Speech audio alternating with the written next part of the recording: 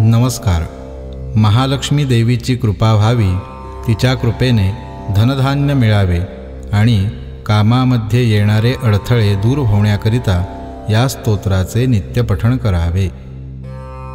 श्री गणेशाय नमः.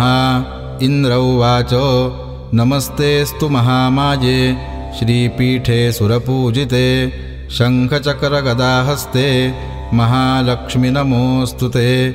नमस्ते गरुडारूढे कोल्हासुरभयङ्करी सर्वपापहरे देवी महालक्ष्मी नमोस्तुते. सर्वज्ञे सर्ववरदे सर्वदुष्टभयङ्करी सर्वदुःखहरे देवी महालक्ष्मी नमोस्तुते.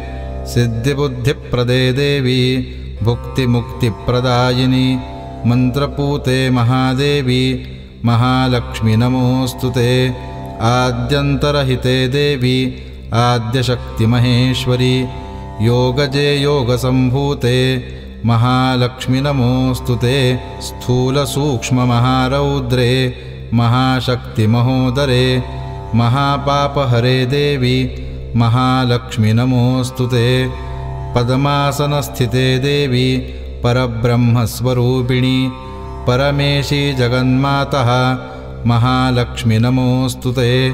श्वेतांबरधरे देवी नानालंकारभूषिते जगस्थिते जगन्मातः महालक्ष्मी नमोस्तुते. महालक्ष्म्याष्टकं स्तोत्रं यः पठेत् भक्तिमान् नरः सर्वसिद्धिमवाप्नोति राज्यं प्राप्नोति सर्वदा. एककाले पठेन्नित्यं महापापविनाशनं द्विकालं यः पठेन्नित्यं धनधान्यसमन्वितः.